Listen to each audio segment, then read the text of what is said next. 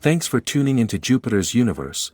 We would like to share with you some of the events that possibly took place on the Apollo 11 mission, Neil Armstrong, Buzz Aldrin, and the story of Neil Armstrong and the Metal Library in Ecuador. Neil Armstrong and Buzz Aldrin were on their way to the moon, the first humans ever to attempt such a feat. They had left Earth 4 days ago, aboard the Apollo 11 spacecraft, and were now approaching their destination. As they looked out of the window of the command module, they saw the gray, barren surface of the moon, illuminated by the sun. But they also saw something else. "Buzz, do you see that?" Neil asked, pointing to a dark shape that seemed to be following them. Buzz squinted his eyes and nodded. "Yeah, I see it." "What is it?" "I don't know. It looks like a spaceship. But not ours." They stared at the mysterious object, which was about the size of a car, and had a sleek, metallic appearance. It was keeping a steady distance from them, as if it was observing them. "Maybe it's a Soviet probe," Buzz suggested. "They could have launched one secretly, to spy on us." "Or maybe it's something else," Neil said, feeling a chill in his spine. "Something alien." They decided to report their sighting to Mission Control, but they were met with skepticism and disbelief. "Come on, guys, this is not the time for jokes," a voice said over the radio. "You're about to make history. Focus on the mission." "But we're telling you the truth," Neil insisted. "There's something out there, following us." "Sorry, Neil, we don't see anything on our radar. It must be a glitch in your instruments, or a reflection of the sun. Don't worry about it." Neil and Buzz exchanged a look of frustration. They knew what they saw, and it was not a glitch or a reflection. It was something real, and potentially dangerous. They decided to ignore Mission Control, and continue with their mission. They separated the lunar module from the command module, and began their descent to the moon. As they did, they noticed that the object was still following them, but now it was closer. "Neil, it's getting closer," Buzz said nervously. "What do we do?" "Nothing. We can't do anything. Just keep calm, and follow the procedure." They activated the landing radar, and looked for a suitable landing site. They found one, in a flat area near a large crater. They fired the thrusters, and began to slow down. 60 seconds, Neil said, as he checked the timer. They were almost there. They could see the moon's surface in detail, with its rocks, craters, and dust. They also saw the object, which was now only a few meters behind them. 30 seconds, Neil said. They were getting closer and closer to the ground. They felt a jolt, as the lunar module touched down. "Contact light," Buzz said. They had landed. They had made history. "Houston, Tranquility Base here. The Eagle has landed," Neil said, as he reported their success to Mission Control. They heard cheers and applause from the other end. "Roger, Tranquility. We copy you on the ground. You got a bunch of guys about to turn blue. We're breathing again." "Thanks a lot," a voice said. Neil and Buzz smiled, and felt a surge of relief and joy. They had done it. They had landed on the moon. But they also felt a sense of dread, as they realized that they were not alone. They looked at the object, which had landed right behind them, on the edge of the crater. It was silent and motionless, but they could feel its presence. They wondered what it was, and what it wanted. They decided to switch to the medical channel, a private frequency that only they and the flight surgeon could hear. They wanted to tell him what they saw, and ask for his advice. "Doc, are you there?" Neil asked. "Yes, I'm here." "What's up?" the flight surgeon replied. "Doc, we have a situation here. There's something on the moon with us. Something that followed us from Earth. Something that looks like a spaceship." There was a pause, as the flight surgeon processed what he heard. "What? Are you serious?" he asked. "Yes, we're serious. It's right behind us, on the side of the crater. It's watching us. There was another pause, longer this time. Neil, Buzz, I don't know what to say. This is unbelievable. Are you sure you're not hallucinating? We're not hallucinating, document. We're telling you the truth.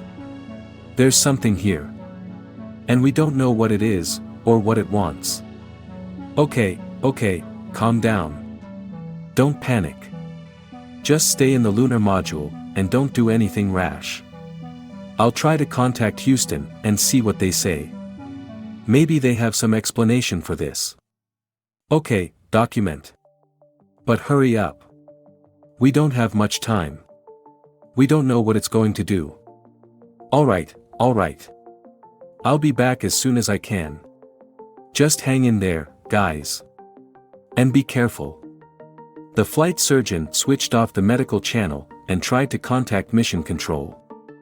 He hoped that they would believe him and help him. He hoped that they would find a way to get Neil and Buzz out of there, safely. He hoped that it was not too late. His heart raced, not just from the historic moment, but because he knew something extraordinary was about to happen. The radio crackled. Neil, this is Houston. We're experiencing a temporary communication blackout. Over. Neil glanced at the horizon, where the earth hung like a fragile blue bauble. Roger that, Houston. I'll keep my eyes peeled. As the minutes stretched into eternity, Neil noticed a shimmering light near the crater's edge. It wasn't the sun, it was something else. He adjusted his helmet visor and squinted. There, standing amidst the lunar rocks, were beings unlike anything he'd ever imagined. They were tall, their bodies shimmering with an otherworldly glow. Their eyes glowed like distant stars, and their elongated fingers reached out in greeting. Neil's pulse raced. These were the aliens, the ones humanity had speculated about for centuries. Neil Armstrong, their collective voice echoed in his mind. We are the Teosians. Welcome to our moon. Neil stumbled backward, his heart pounding. How do you know my name? We've been watching your species for eons, they replied. Your curiosity, your resilience, it intrigues us. But why now? Neil asked. Why reveal yourselves? The Teosians gestured toward the Earth. Your planet is on the brink of self-destruction. We have a message, a warning. But it cannot be transmitted through your primitive technology. Neil's mind raced. What message? The metal library, they said. Deep within the Teos cave system on Earth lies a repository of knowledge. Ancient texts, encoded in metal, waiting for the chosen one. Neil frowned. Chosen one?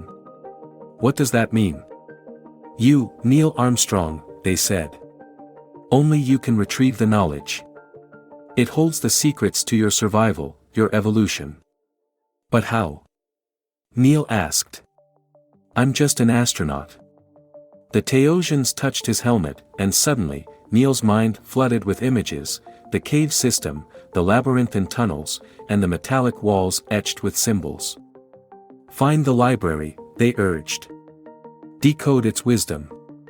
Back on Earth, Neil faced skepticism.